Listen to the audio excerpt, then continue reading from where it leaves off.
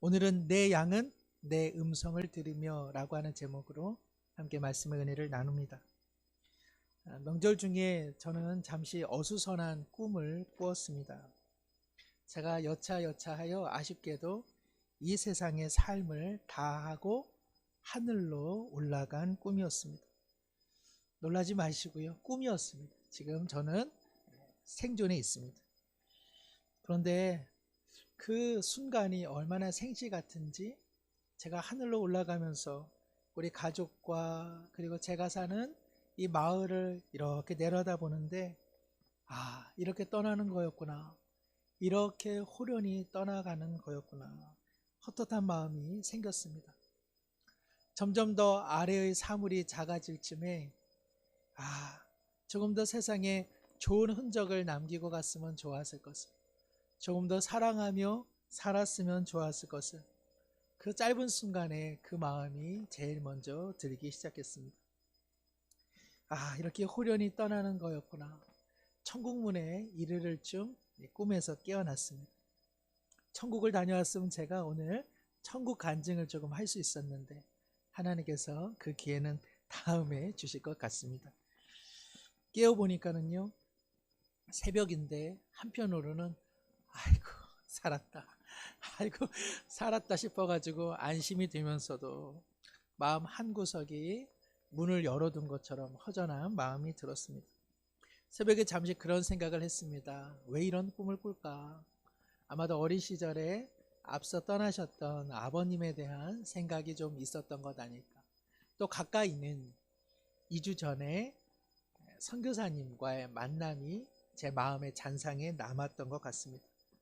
예배 후에 모국에서 선교하시는 김성식 선교사님과 이야기를 잠시 나누면서 저는 처음 배웠기 때문에 선교사님께서 자신의 선교 사역과 또 삶에 대한 이야기를 짧게나마 해주셨습니다. 아마 많은 분들이 아실 것 같은데 외국어에 참 능통했던 아드님께서 군 수뇌부의 통역병으로 내정이 되어 있었는데 입대를 얼마 남겨두지 않은 시점에 어느 식당에서 사사로운 시비가 붙었고, 이로 인해서 아들이 폭행을 당해 하나님의 부르심을 받았다는 이야기였습니다. 눈물과 쓸쓸함이 묻어나는 선교사님의 모습을 보면서 마음 한켠이 참 무거웠고, 선교사님이 떠난 이후에도 제 마음 언저리에는 선교사님의 아픔, 부모로서 현재도 겪고 있을 그 고통의 크기가 물처럼 밀려왔습니다. 그러면서 동시에 그리스도가 오직 생명이요 구원이라고 하는 이 복음의 정수를 여전히 증거하시는 그 힘은 어디서 나올까? 되돌아가시는 선교사님의 뒷모습을 보면서 하나님 앞에 그 질문을 드리게 되었습니다. 오늘 말씀 요한복음 10장 27절, 예수님께서 이렇게 말씀하십니다. 얘들아, 내 양은 내 음성을 들으며 나는 그들을 알며 그들은 나를 따르느니라. 이 말씀은 사실 어려운 말씀이 아니죠. 이 말씀을 우리가 마음에 담아두고 한번 외우고 또 한번 읽어보고 또 한 번 더 살펴본다면 이 말씀은 결코 어려운 말씀이 아니구나. 내 양은 내 음성을 들으며 나는 그들을 알며 그들은 나를 따르느니라. 누가 주님의 자녀인가? 누가 주님의 백성인가? 저희 둘째 아들이 아침에 일어나면 누가 죄인인가? 누가 죄인인가? 그럼 제가 너야. 제가 바로 말은 하는데요. 누가 나의 자녀인가? 누가 나의 백성인가? 오늘 주님께서는 확실하게 말씀하십니다. 내 양은 내 음성을 듣는 자다. 그래서 그는 나를 따른다라고 말씀하고 있죠. 사랑하는 성도 여러분, 내가 언제 하나님의 자녀인가? 내가 과연 하나님의 자녀인가? 스스로 분별할 수 있는 말씀이 있다면 이 말씀이 아니겠습니까? 내 양은 반드시 내 음성을 듣고 나를 따른다. 우리 한번 오늘 말씀 다시 한번 읽습니다. 내 양은 내 음성을 들으며 나는 그들을 알며 그들은 나를 따르느니라. 아멘. 우리를 향한 주님의 말씀인 줄로 믿습니다. 이 구절 한 말씀이지만 무게감이 참 느껴지죠. 지난주에 우리가 발사믹 말씀을 함께 나누었는데 기억하시나요? 요한복음 발사믹이 아니라 요한복음 8장 32절. 진리를 알지니 진리가 너희를 자유롭게 하리라. 한 구절의 말씀이지만 이 말씀은 복음의 정수를 갖고 있죠. 오늘 말씀도 그렇습니다. 진리를 알지니 그 진리가 반드시 너희를 자유롭게 하리라. 내 양은 내 음성을 듣나니 나는 그를 알며 그는 나를 따를 것이니라. 헤르메스라고 하는 신이 있는데요. 이 신이 아폴론이라고 하는 또 다른 신이 기르는 이 가축을 몰래 숲속에 숨겨두었습니다. 한 노파가 지나가다가 그 모습을 보게 됐죠. 헤르메스가 말합니다. 내가 아폴론의 가축을 숨겨둔 것을 누구에게서도 말하면 안 된다. 내가 대신 소 한 마리를 주겠노라. 이 노인이 가까이 있는 돌비석을 바라보면서 혹여 저 돌비석이 입이 있어 고자질 한다 할지라도 나는 두말하는 사람이 아닙니다. 저를 믿으십시오. 보아하니 헤르메스가 의심이 되어서 헤르메스가 순간 사람으로 둔갑을 합니다. 그리고는 말합니다. 여기 어디선가 가축의 울음소리가 나는데 혹시 어디 가축이 숨겨져 있습니까? 그러자 이 노파가 말합니다. 저쪽에 헤르메스가 숨겨둔 가축들이 있습니다. 옳거니 내가 당신에게 소 2마리를 주겠어. 그래서 그는 그를 이끌고 그 숲으로 가죠. 이때 헤르메스가 다시 신으로 변하여 아까 노파가 가리켰던 그 돌비석으로 이 노인을 만들어 버립니다. 이를 통해서 사람들은 시금석, 무엇이 참과 거짓인지를 알려주는 비석, 돌, 바로 여기서 시금석이라고 하는 말이 유래가 되었다고 하죠. 오늘 본문 요한복음 10장 27절은 나의 신앙의 상태, 내가 얼마나 하나님을 따르고 있는가, 내가 얼마나 하나님과 친밀한 사귐 가운데 살아가고 있는가, 뭐 누가 그리스도인이 어떻다, 뭐 누가 이렇게 살아야 한다, 다른 사람 이야기 들을 것 없이 내가 하나님 앞에서 내가 오늘, 내가 요즘 나는 진정 하나님의 자녀로 살아가고 있는가 스스로 되묻고 그 답을 얻을 수 있는 시금석이 있다면 이 말씀이 아니겠습니까? 시금석이라고 하는 것 원래는 검정색의 암석에다가 금을 이렇게 문질러서 그 순도를 판별하는 것이죠. 아마 우리 성도님들 뭐 24캐럿 정도는 두서 덩어리 다 갖고 계실 텐데 오늘 주님의 시금석인 이 말씀 앞에 우리의 신앙을 문질러 본다면 우리 한 몇 캐럿 정도 될까요? 주님께서는 말씀하십니다. 순도가 있어. 그 순도가 있는데 내 양은 내 음성을 듣고 나를 따른다. 그러니까 주님께서는요, 말씀하시는 분이라는 것을 전제로 하고 있는 것입니다. 우리는 하나님께서 침묵하신다는 생각을 종종 하죠? 아니죠. 하나님은 내 양은 내 음성을 듣는다 말씀하시니까 정말 하나님의 사람은요, 하나님의 음성을 듣고 있다는 것이죠. 하나님은 말씀하시는 분입니다. 하나님은 거기 계시지만 오늘 우리를 향해서 매 순간 매일마다 말씀을 하고 계신다는 것이죠. 크든 작든 세미하든 웅장하든 하나님의 양들은, 하나님의 백성들은 주님의 음성을 듣는다는 것입니다. 아마 우리 성도님들 중에 주님의 음성을 듣는다 그러니까 벌써 지금 누구야 졸면 안 돼, 그 음성을 들으시는지 모르겠습니다만 구약성경 사무엘 3장에 보면 듣는다는 것이 무엇인지를 잘 보여주는 하나의 이야기가 나오죠. 어린 사무엘이 어머니 한나의 손길을 떠나서 주님 앞에 어렸을 때부터 바쳐지지 않았습니까?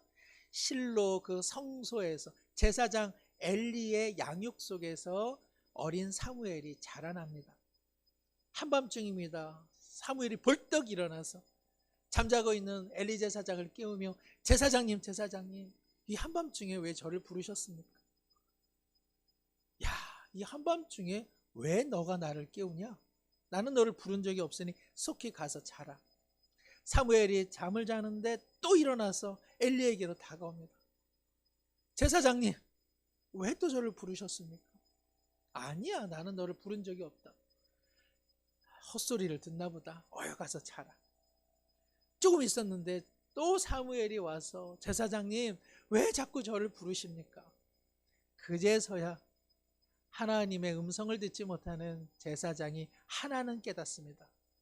얘야, 내가 부르는 것이 아니라 하나님께서 이 한밤중에 너를 부르시나 보다. 다시 한번 그 목소리를 듣거든 여기 있습니다 말씀하십시오. 그렇게 대답하려. 하나님의 궤가 있는 그곳에 어린 사무엘이 다시 잠을 청할 때에 하나님께서 사무엘을 다시 부르십니다. 이 이야기를 통해서 우리가 알게 된다는 것은 무엇입니까? 하나님의 음성을 듣는 것은 육신의 귀로 듣는 것 아니라는 사실이죠. 그것은 마음으로 듣는 것이요, 그리고 소리가 적든 작든 간에 내밀하게 우리 가운데 울려 퍼지는 음성이라는 사실입니다. 같은 시간과 공간 속에 있었습니다. 그럼에도 불구하고 엘리는 들을 수 없었고 어린 사무엘은 들을 수 있었습니다. 오늘 우리도 똑같습니다. 함께 신앙생활 하지만 누군가는 하나님의 음성을 들을 수 있는 반면 누군가는 하나님의 음성을 듣지 못한 채 신앙생활을 할 수 있다는데 또 다른 신앙생활에 위험이 있다고 말씀드릴 수 있습니다. 엘리가 비록 1000개의 귀를 가졌던들 그 시간과 공간 속에서 차마 하나님의 음성을 들을 수 있었겠습니까? 사무엘은 하나님의 마음을 들었던 것이죠. 그러므로 오늘 주님께서 내 양은 내 음성을 듣는다라고 하는 것은 육신의 귀를 말씀하시는 것이 아니라 마음의 중심이 주님께로 향해 있다는 것, 마음의 중심에 늘 예수님의 마음 안에서 살아가는 일을 지금 말씀하고 있는 것이죠. 어떤 분들은 주님의 음성을 듣는 것을 이렇게 생각하는 분이 계십니다. 저도 예전에는 그런 생각을 할 때가 있었죠. 하나님, 오늘 빨간 양말을 신어야 됩니까? 아니면 오늘 노란 양말을 신어야 합니까? 하나님, 오늘 붉은 화장지를 써야 합니까? 아니면 오늘 노란 화장지를 써야 합니까? 하나님, 오늘 중국집에서 짜장면을 먹어야 됩니까? 짬뽕을 먹어야 됩니까? 하나님, 학교가 늦었는데 버스를 타야 합니까? 지하철을 타야 합니까? 그러나 오늘 주님께서 내 양은 내 음성을 듣는다라고 하는 것은 그런 차원이 아니라 하루라고 하는 시간 속에서 어제와 별반 다를 바 없는 우리의 일과 속에서 우연히 마주치는 많은 사람들 속에서 그 순간순간 하나님의 마음을 기억해내고 하나님의 뜻이 무엇일까? 나의 욕망, 나의 욕심, 나의 습관들을 잠시 내려놓고 하나님의 마음으로 살아가는 사람, 그 사람이야말로 주님의 음성을 듣는 사람이라고 말씀드릴 수 있습니다. 정말 주님의 양으로 살아가고 정말 주님의 음성을 듣는 그 시금석은 단순히 육신의 귀를 쫑긋거려 생활하는 사람이 아니라 나의 유익, 나의 이익, 나의 욕망과 욕심과 결부된 어떠한 사건과 만남 속에서 내 마음대로 하지 않고 주님께서 원하시는 건 무엇일까?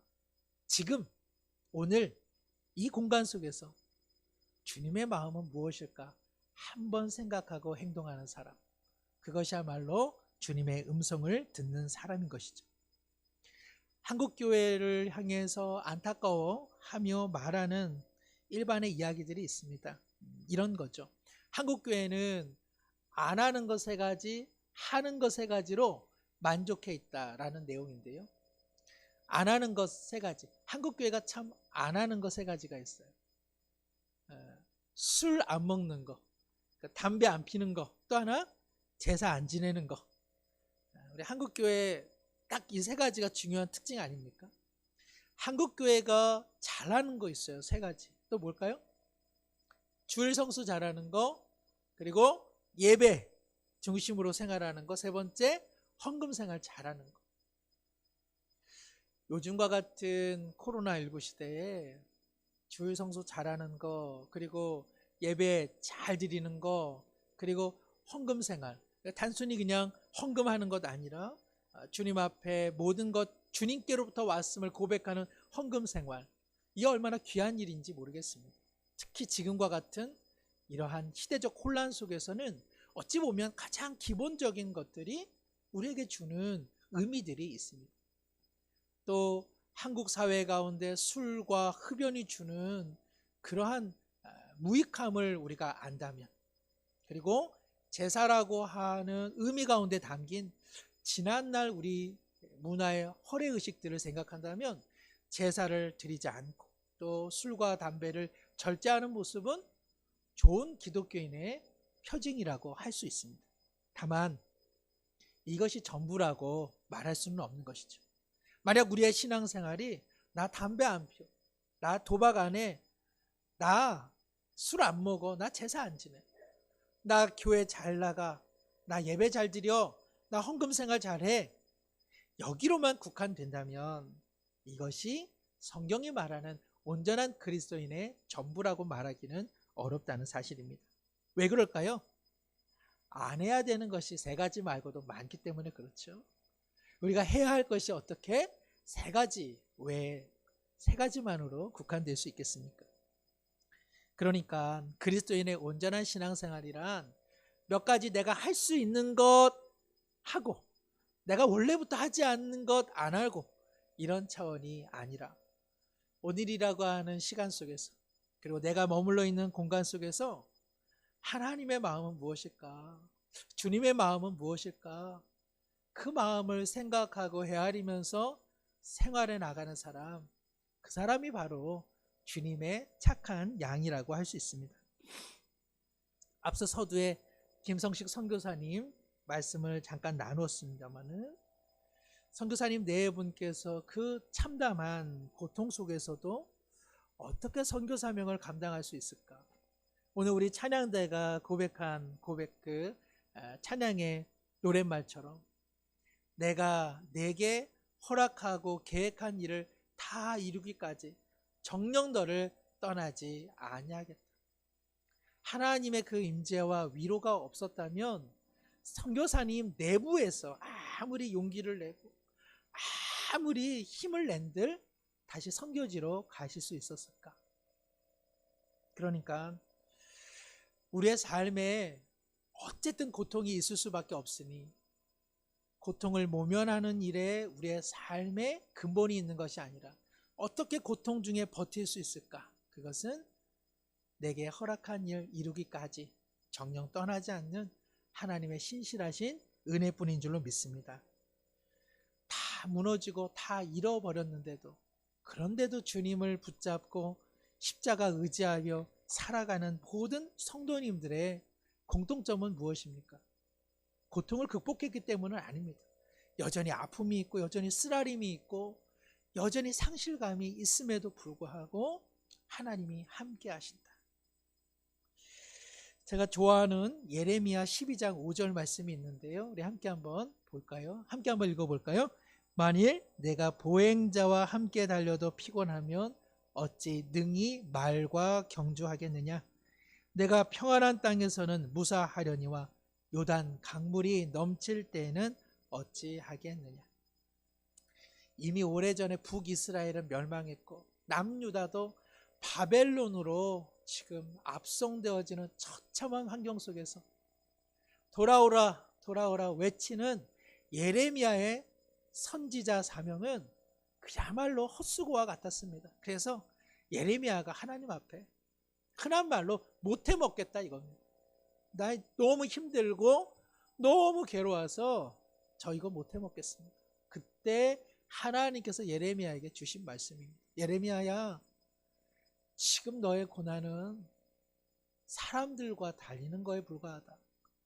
이후에는 말과 달려야 할 시대가 올진데 어떻게 그때를 감당하려고 이렇게 낙심하고 있느냐?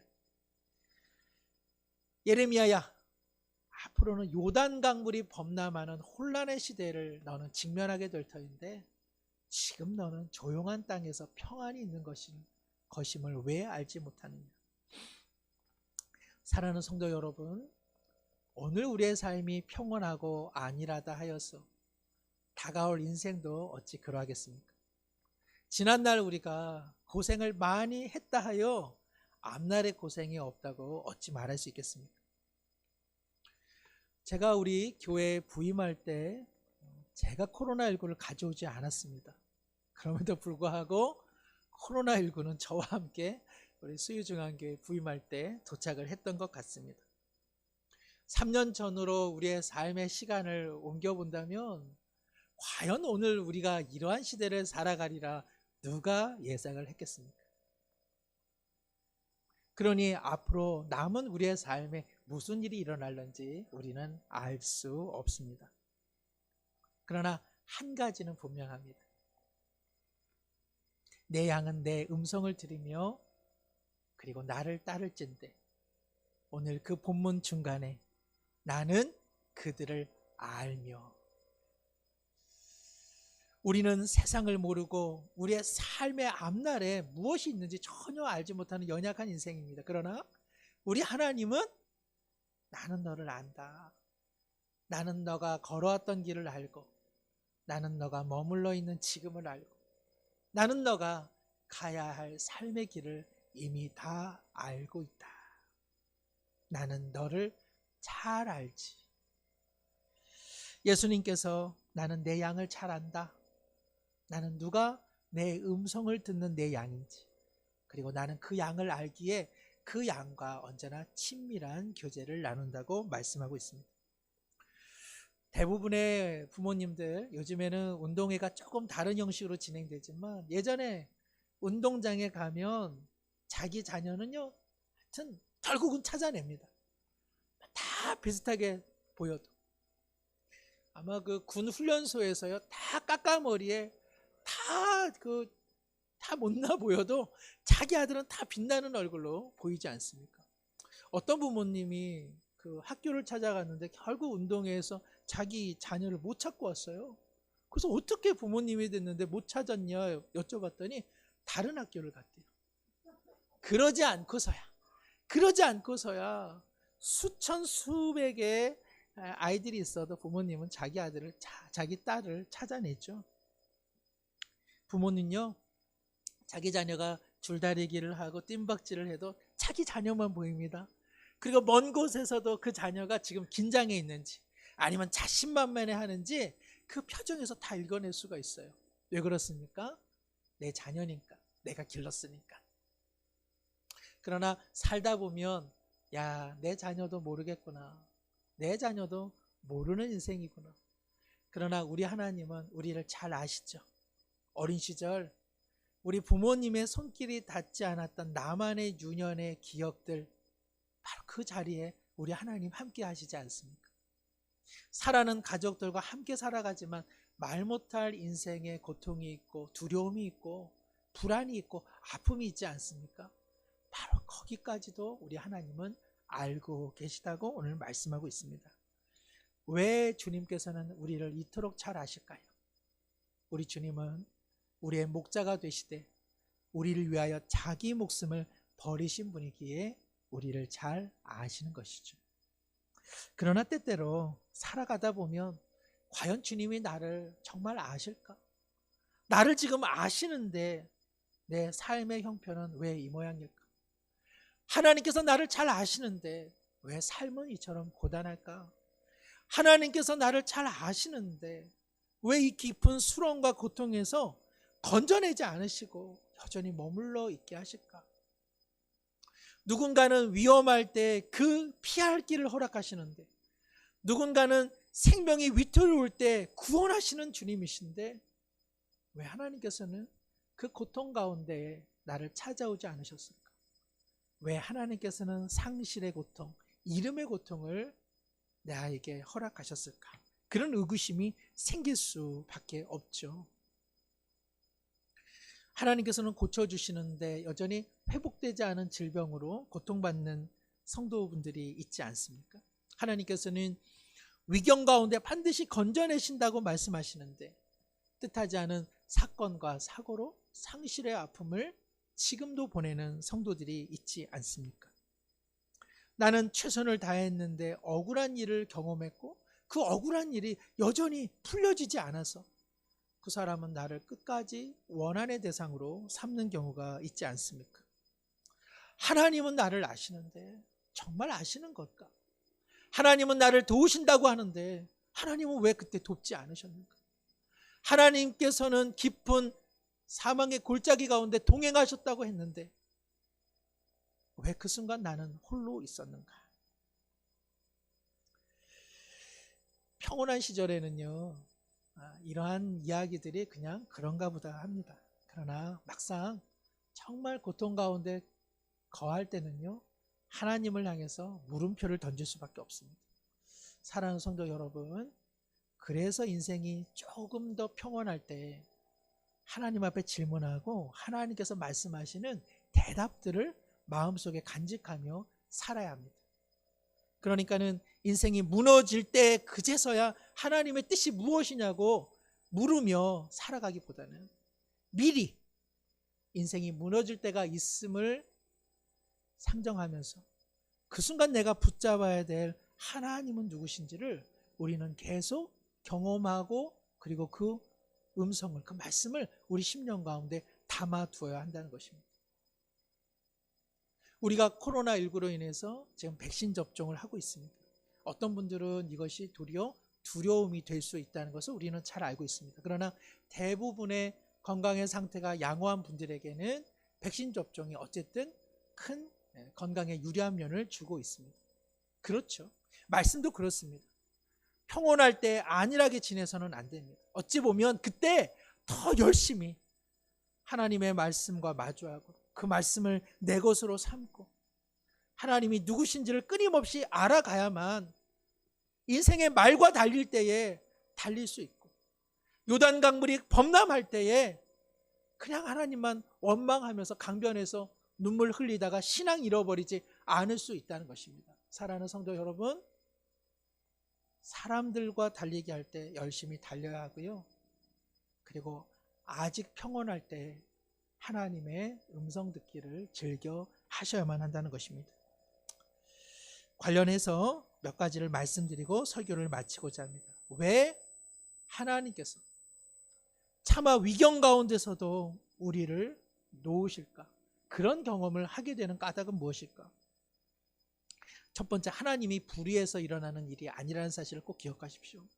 하나님은 불의하신 분이 아닙니다. 비록 내게 예기치 못한 아픔과 슬픔이 온다 할지라도 하나님은 불의한 분은 아닙니다. 그러면 왜 이런 일이 일어나느냐? 이 세상에 존재하기 때문에 그럽니다. 우리가 두 발 딛고 살아가는 이 세상은 하나님과 떨어져 있는 세상, 에덴 동쪽인 것을 늘 기억하시며 살아가야 합니다. 뜻하지 않은 질병, 사고, 우리를 위협하는 일들 생겨나는 까닭은 우리 사는 이곳이 불완전한 인생들이 살아가는 에덴의 동쪽이기에 우리가 아무리 신앙이 좋다 할지라도 우리의 뜻하지 않은 하늘 위에서 벼락이 내리고 그리고 비바람이 급습하는 것처럼 우리 모두에게도 그러한 위험이 언제나 있다는 사실입니다. 그런 일을 경험할 때 하나님 불의하다고 말씀하지 마십시오. 이 세상에 우리 모두 살아가기 때문에 그럽니다. 믿지 않냐는 분들은 늘 소낙비를 맞고 믿는 사람들은 소낙비를 안 맞습니까? 우리도 다 소낙비 맞고요. 우리도 언제나 미끄러질 수 있는 연약한 존재라는 사실을 꼭 기억하셔야 합니다.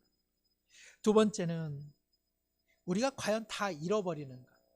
그러니까 이 세상에서 고통으로 인해서 우리가 모든 것을 잃어버리는가? 그렇지 않습니다. 미리 꼭 기억하십시오. 우리가 사랑하는 사람을 잃어버린들, 그러나 하나님께서 다른 방식으로 채워주시는 은혜가 반드시 있지 않겠습니까?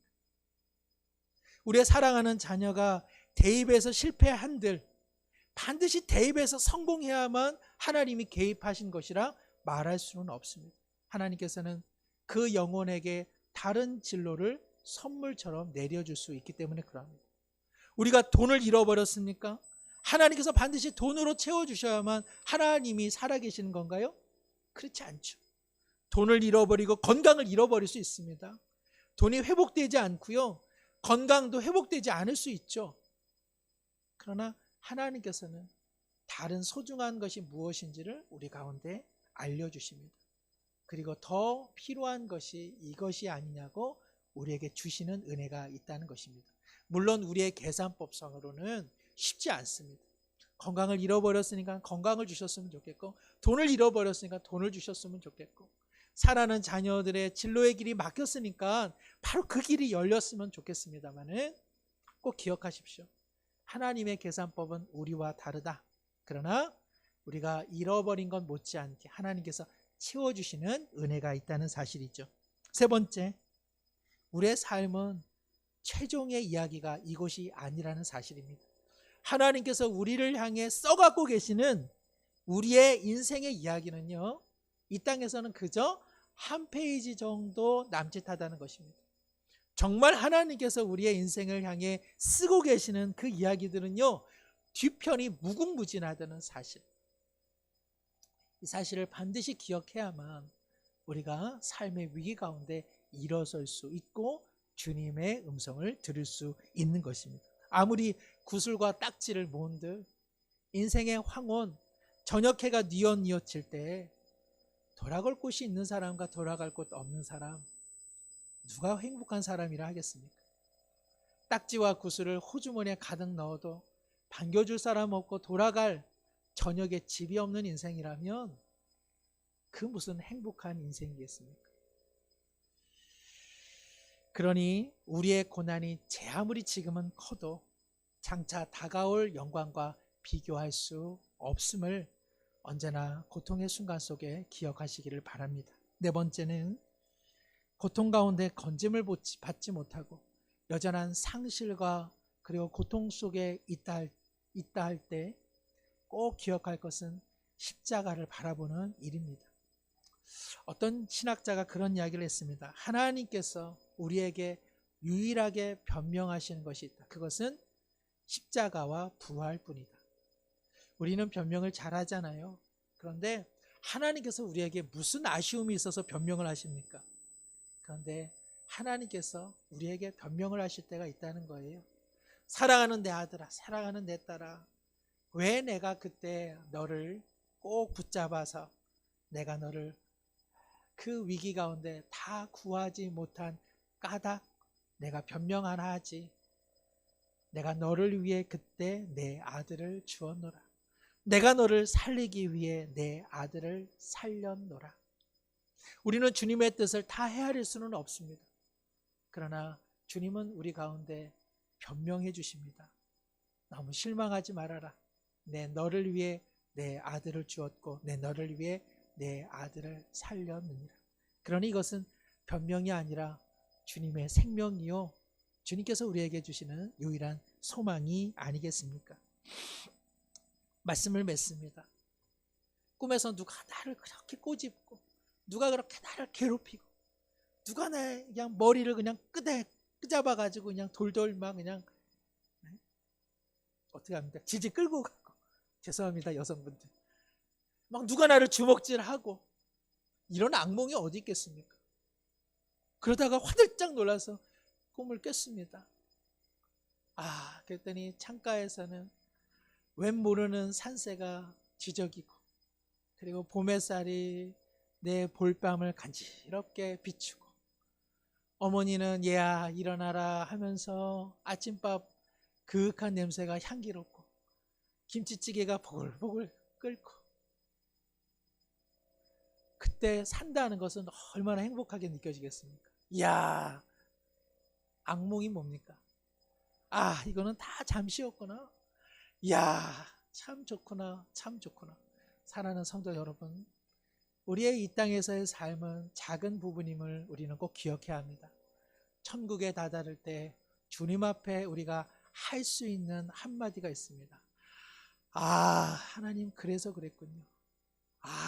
알겠습니다. 알겠습니다. 우리 모두가 이것이 바로 우리의 이야기인 줄로 믿습니다. 영원한 새 아침이 반드시 있습니다. 소망이 있고 부활이 있습니다. 주님께서 우리의 아픔에 대해 반드시 말씀해 주실 그 날이 도래할 것입니다.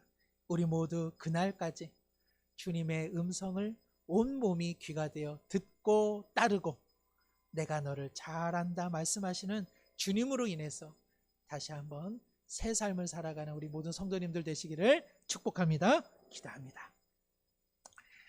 하나님 아버지, 시작되는 한 주, 비록 쉽지 않은 사회와 여건 속에서도 우리의 온 마음 귀가 되어 주님의 음성을 듣고 따르게 하여 주옵소서. 나를 아시는 주님을 친밀히 만나는 매일 성경의 하루, 매일 말씀의 하루, 매일 순종의 하루하루가 되게 하여 주옵소서. 이 세상에서 하늘을 향해 고개를 들어 영원한 날을 소망하게 하여 주시고 매일매일 부활의 은총으로 살아가는 은상가은의 성도들 되게 하여 주옵소서. 예수님의 이름으로 기도드리옵나이다. 아멘.